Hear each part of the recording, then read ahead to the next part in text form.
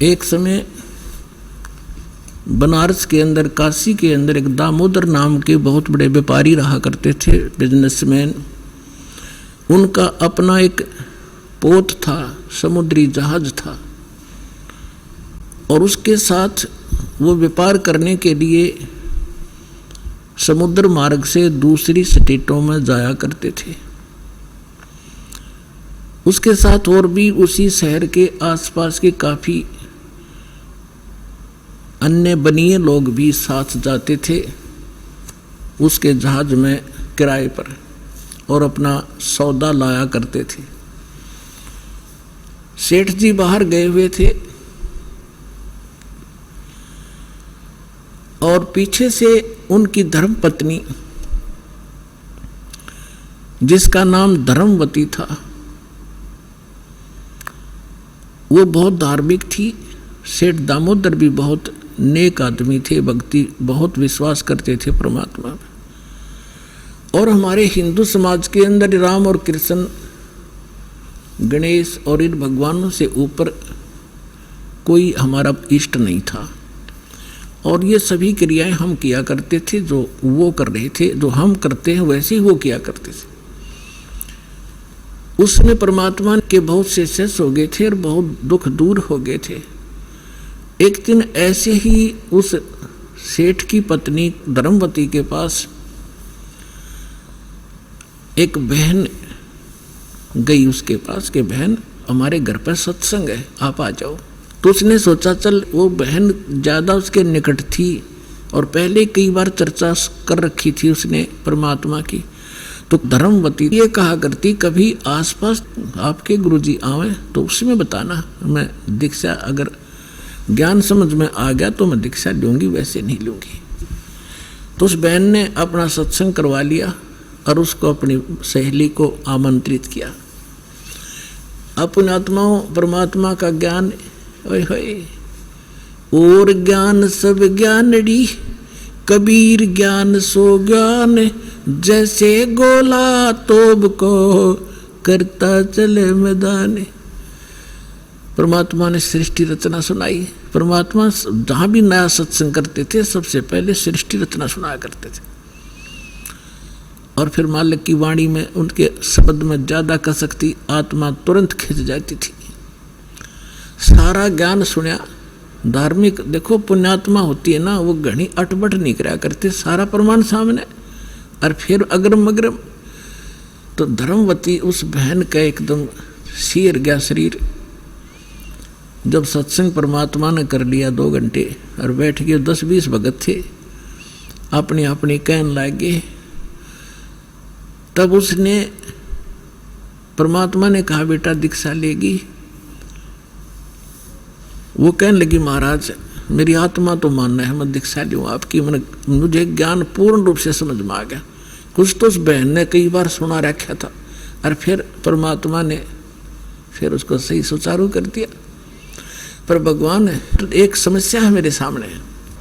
तो परमेश्वर कबीर जी ने कहा बोल बेटा क्या शंका है वो बता मुझे, कि यूँ क्या करें, यूँ सुना है मैंने कि जोड़े में नाम लेना चाहिए। मेरा पति गया हुआ प्रदेश में धन कमाने के लिए, और वो आ लेगा तब नाम लूँगी, लेकिन मैं अब मुझे ऐसा लग रहा है कि मैं इस घर से बाहर कदम रखूँगी आपकी झोंपड़ी इस स्थान तक, कि जब मेरी मृत्यु ना हो जाए। आज मुझे आपके सत्संग से एक एक पल भारी हो गया कि ये जीवन नाश हो रहा है मेरा, तो मैं नाम कैसे लूँ। परमात्मा बोले बेटा ये भ्रम जो इन मूर्खों का पैदा किया हुआ है, तुम एक दिन जन्मे नहीं, एक दिन मृत्यु नहीं होगी। आपके पति आपसे बड़े हुए, पहले जन्म हुआ आपका बाद में हुआ। फिर उसने कहा जी मैंने उनसे पूछा नहीं है, और आज तक मैंने कोई भी काम उनसे बगैर पूछे किया नहीं है, और कहीं वो मुझसे नाराज ना हो जाए, मैं पाप की भागड़ ना बन जाऊं। परमात्मा ने कहा बेटा आत्म कल्याण के मार्ग में किसी से पूछने की आवश्यकता नहीं, और सभी कामों में सलाह ले सकते हो, सभी बातों में, इसमें एक पल भी देर नहीं करनी चाहिए, कोई पाप नहीं लगे। अब वो चाहे नो ठीक, गुरु जी के मुख से जो शब्द सुन लियो फाइनल सच्ची है, मैं महाराज फिर दीक्षा दे दो। अब उसने नाम ले लिया। अब रोज ये मंत्र आप देख रहे हो, ये मंत्र दिया करते दाता सबसे पहले, केवल बीच बीच के 5। अब हम हिंदू इनके ऊपर आरूढ़ थे ही, लेकिन वो मंत्र गलत जाप करे थे। ये मूल मंत्र हैं इनके। जैसे आपको बहुत बार बताया है, जैसे एक भैंसा होता है या ये बैल होता है, खागड़ जिसने कहे, उसने वैसे कहे जाओ भैंसा भैंसा, कतई नहीं सुने। अरे एक बार न्यू कर दिया हुर्र, वो न्यू देखेगा और भाग उसकी तरफ दौड़ना हो जाएगा।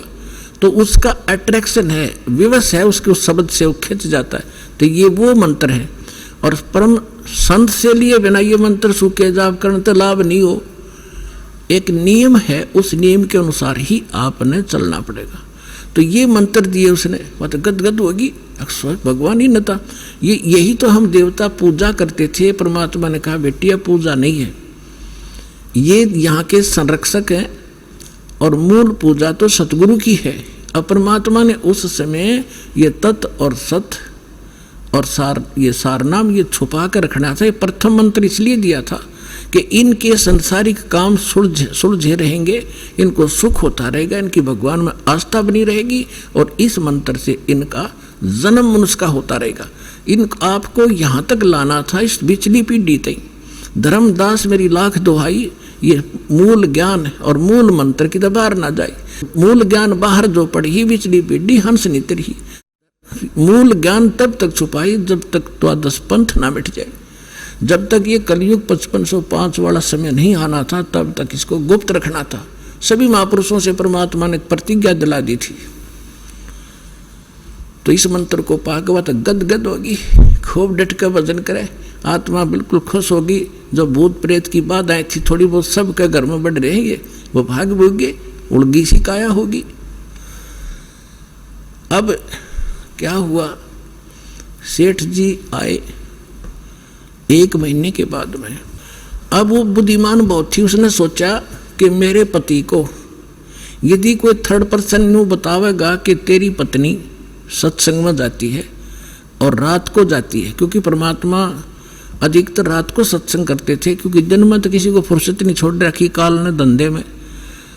तो उसने सोचा कि ये कहीं इसके मन में मेरे प्रति कोई दोष ना आ जा और हमारा घर नरक बन जावे।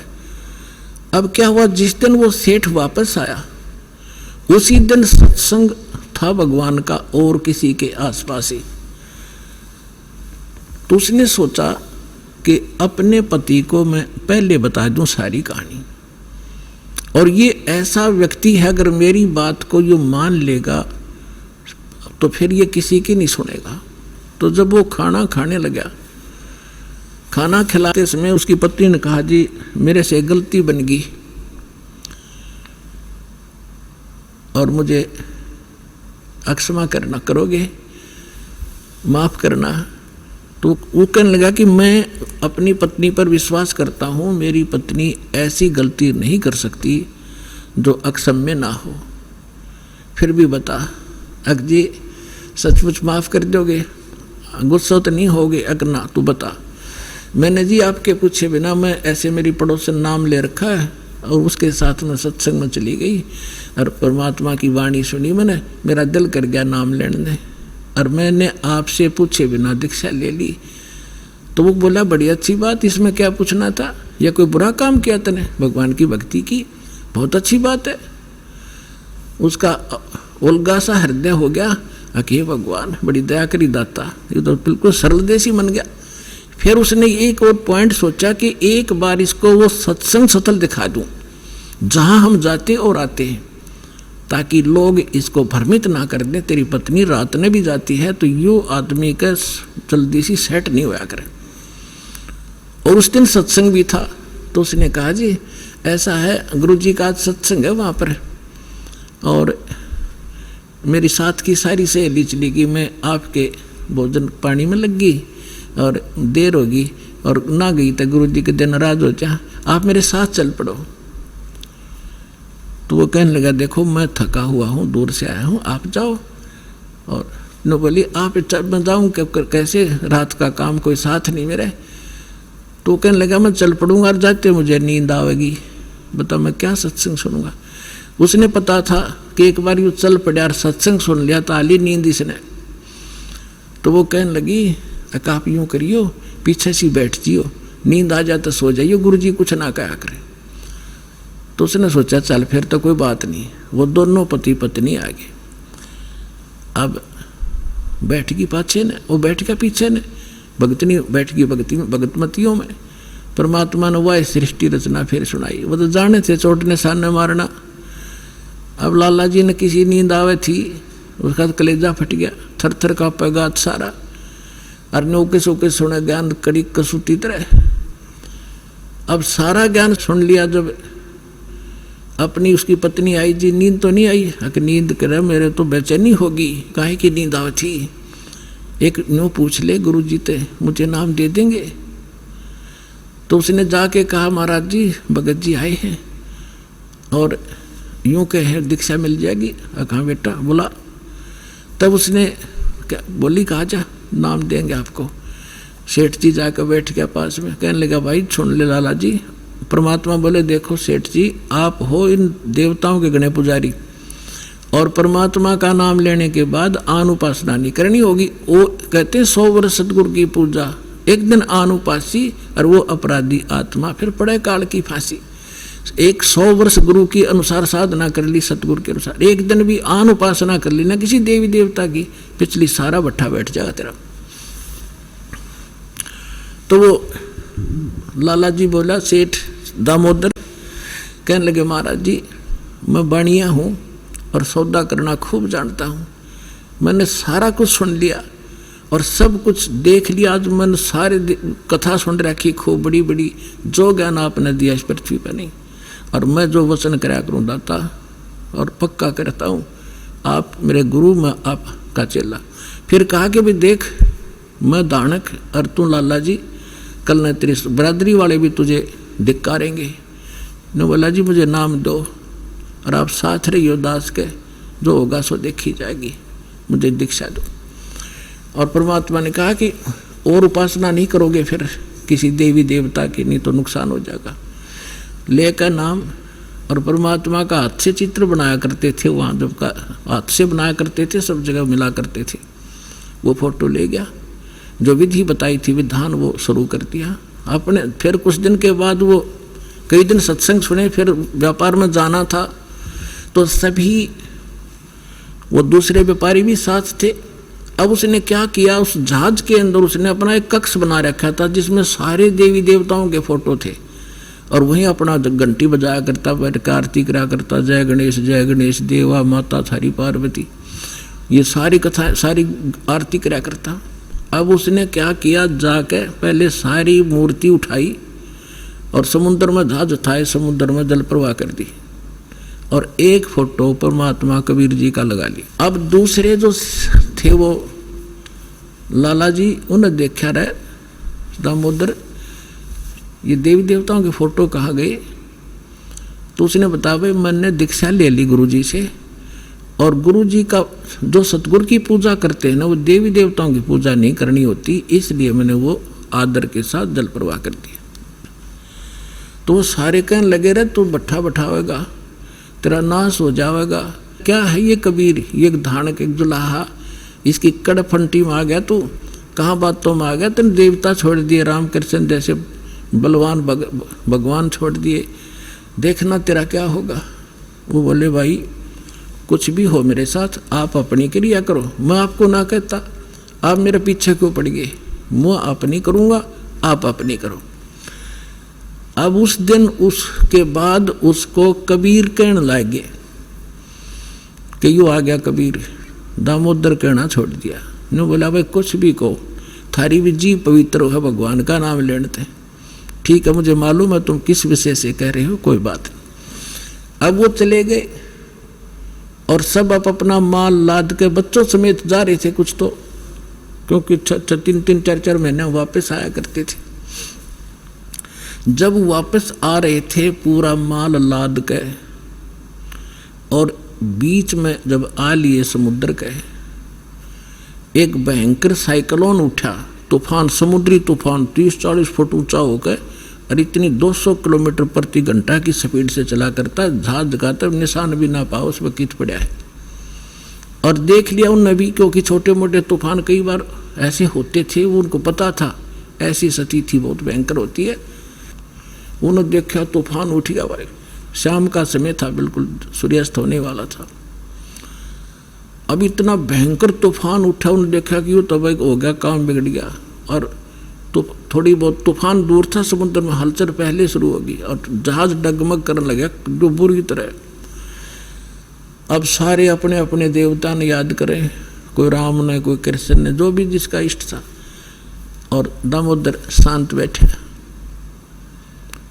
अब सब घबरा रहे थे, घिघी बंदगी, बच्चे मरे, सारी संपत्ति का नाश हुआ था।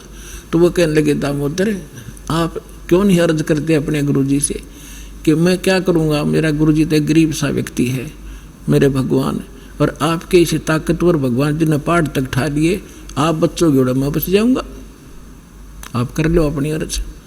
जब उन्होंने देखा कोई जतन काम नहीं कर रहा, उनमें एक वृद्ध लाला जी था। नो क्या करें भाई, क्या करें, सतगुरु का भगत तगड़ा हो से, आप एक बार अर्ज कर दो। नो बोला तुम बैठ जाओ, कदे बीच में फिर नो को महाराज ने सुन ली थी, अग बैठा को नहीं जाता, तो कर लिया रजम बंद हो जाते।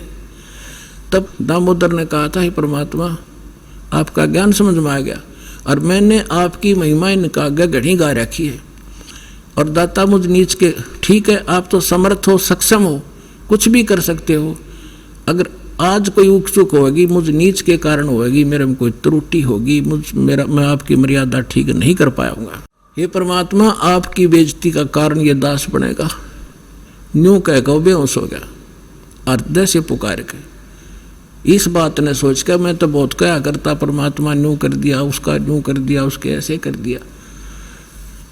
इतने समय में अंधेरा हो गया, रात के 8-9 बज गए और चांदनी रात्रि थी। तूफान ऐसे बैठ गया जैसे छाड़ा सा, वहीं का वहीं, न्यू का न्यू धरती।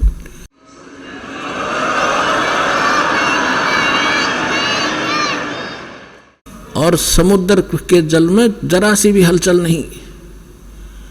अब उस दामोदर को पानी के छींटे छाटे मार के मुंह पे होश में ले आए। तब उन्होंने कहा कि भाई दामोदर हमसे बड़ी घनी गलती हुई, हमने आपके गुरुदेव की बेइज्जती करी, हम कति नीच प्राणी हैं। और उन्होंने संकल्प कराया था कि यदि आज जान बच गई, हमारे भगवान तो फेल हो लिए, जब आज ये तूफान रुक गया, हमारी जान बच गई, दामोदर हम तेरे साथ चलाएंगे, नाम लेंगे उस परमात्मा का। तब दामोदर को कंधे पे बैठा लिया उन लालाओं ने, हर ने बोले बोलो दामोदर की जय। ने बोला नहीं, जय बोलो जिसने यो काम कराया है, बोलो कबीर परमेश्वर जी की जय हो।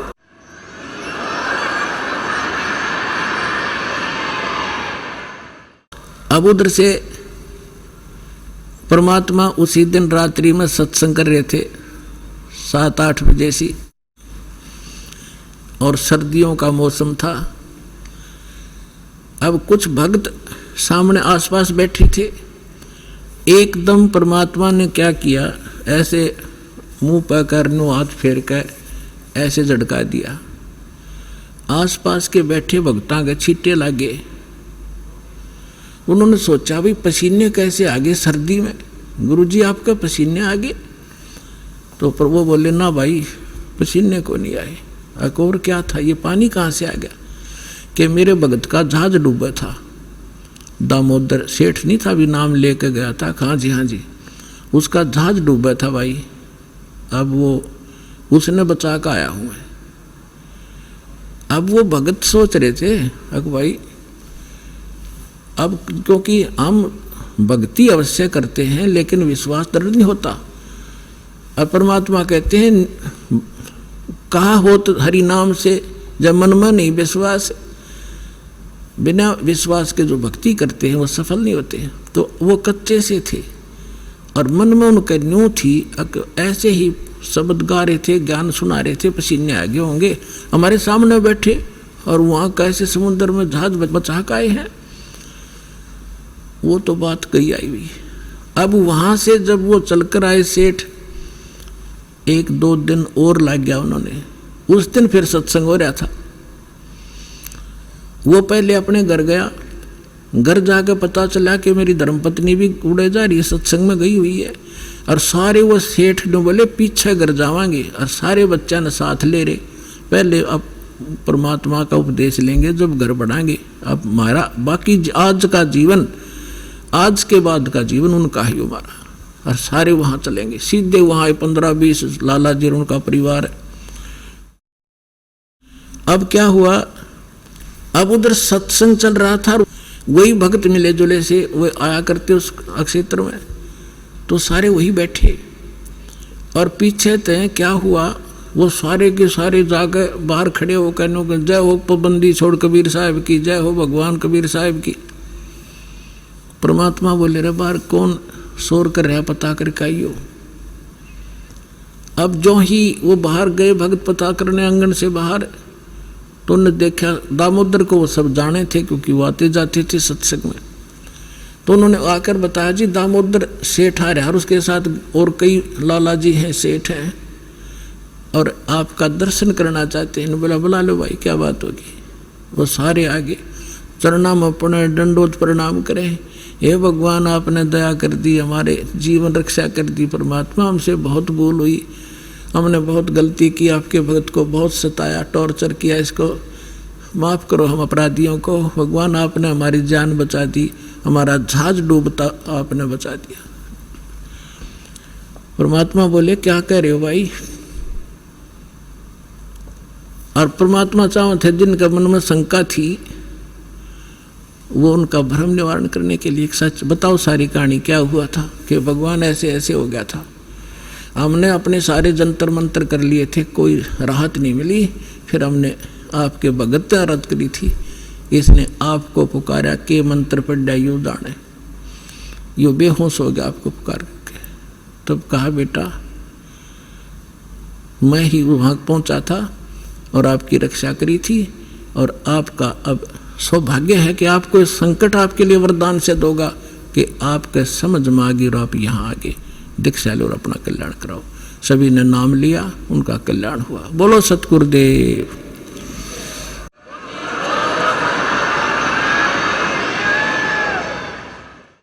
दामोदर सेठ के हुए थे अकाज, अर्ज करी डूबता देखे जहाज। दामोदर सेठ के हुए थे अकाज, अर्ज करी डूबता देखे जहाज।